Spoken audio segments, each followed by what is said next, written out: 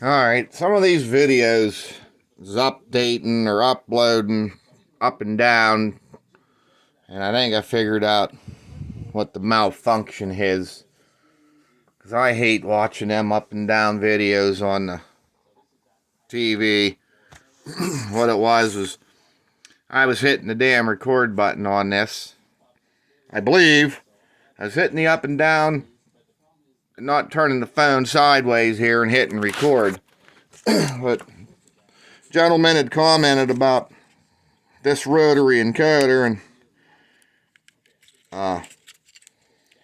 thought it was interesting, and it's been a good while. And I was looking at this now. I don't even know who made this thing or what it was for.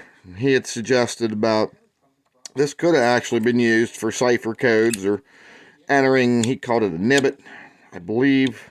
If I'm butchering it, I'm sorry, but got me thinking here. And I was looking at these numbers, and I remember years ago in electrical class, electrical engineering, or PLC controllers, or whatever the hell we were studying and whatnot, the output, and I was looking at these numbers here.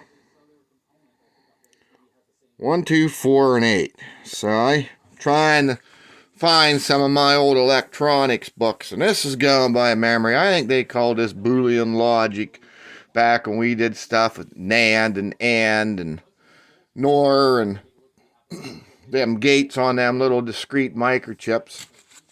If I get this amplifier going and the Jeep don't break down, I was going down through here.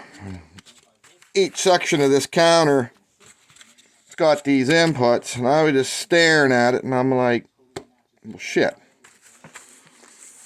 If I wanted the number 1, it would be 1 and an AND gate, and not these would give me the output of number 1. Now I could probably, like I said, plug this into an Arduino and write some little code of some sort, but I got a couple of those Radio Shack all-in-one back when you were allowed to use the little wires and the springs and jumper. I don't even know if anybody makes them. I think I might even have a Heathkit one, but I know I had every one of them little Radio Shack project kits that you built the crystal radio on, and I know that one I had one of these displays in it, and I gotta find it.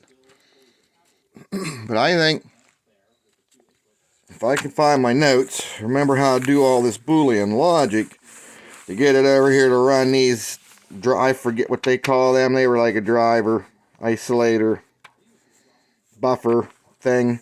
I forget. And I forget how to make the grid to figure out what gates went where, but I think it'd be neat to use this for a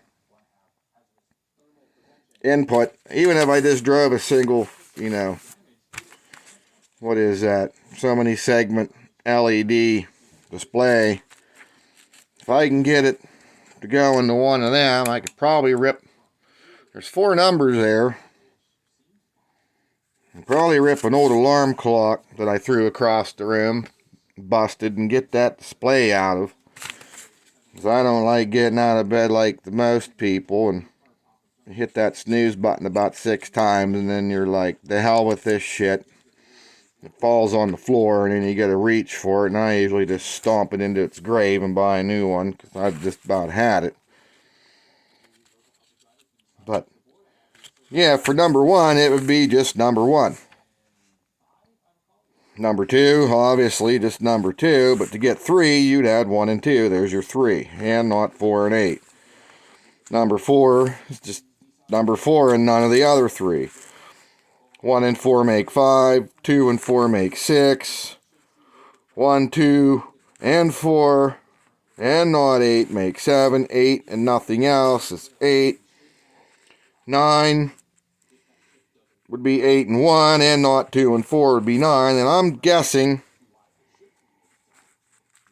I didn't try this, or this would work, but I'm going to have to see what happens when you put this on a 0 if I actually get 8 and 2, because I didn't hook a voltmeter at all to this or community check thing. I'm just going off, speculation here. But once I got these outputs, it would be 8 and 2, not, and not 1 and 4. So I could set up my logic gate grid thing and make that matrix.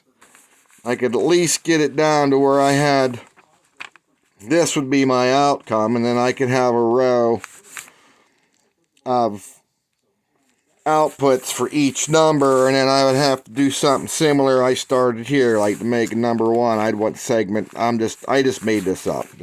I don't even remember what the pinouts were, but I just made this up in my mind. So to make 1, you need segment A and G.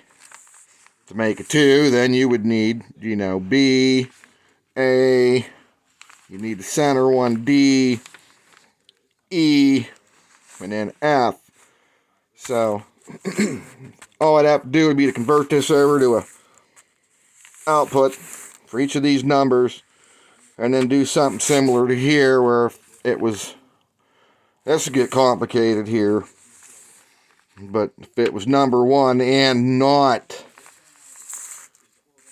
any of these, then it would output, this. And number 2 would be, this output, and then I would have to output this from this input, because this would be an output inputting to this. So I'd have to either make two separate things. I needed to code this with chips, NAND, NOR, or inverters. This would be that with the little circles, how you make an AND gate or a NAND gate. It's the gate symbol. So you'd have an AND, an OR, and an inverter gate. These could be inverter drivers, or these could be just IC, drivers. But that's got me kind of thinking, if I can find my old book, try to remember some of the notes from 30 years ago, whatnot. I feel that I could probably not burn the trailer down and make something work on a breadboard and, mount this thing there. Even if I could get one section to output to this, maybe I could make some kind of simple basic adder or something and use, something cool like telephone relays or something. Using these microchips and stuff would be a little bit easier than using nothing but telephone relays. But I know I've got a pile of them little double throw reed relays out of something laying around here, and they were small. It wouldn't take much, just a double pull, double throw relay. I think some of them are latching relays or unlatching relays. So if I had some latching relays, I could probably even put enough memory to hold a number. So maybe you could make an adder or something, but that's more creative than I feel like being. But it'd be neat to be able to turn that to 1 and have a 4-segment display with 4 of these in it, and then they match this number. So, I think that'd be cool. So I might try that at some point. But like I said, I gotta figure out and find my old books or whatever. I could probably get online and look this up, but that would take the fun out of it, because I'll dig through shit and find more stuff I didn't know I had. And I know I got them notebooks from electrical engineering from the old Pentec days, so maybe something here will happen with this in the future, but I just thought that was interesting. And then after staring at this, kind of got me thinking on another tangent rabbit hole that be just a personal milestone to do something like that. It's been a good while since I really did anything from scratch or screw around. It's always modifying something else or building these little kits online. Whether it'll serve a purpose, I don't know, but it'll just be neat. So we'll see what happens here if I can figure it out. I'll cut this one off here. See you guys on the next one.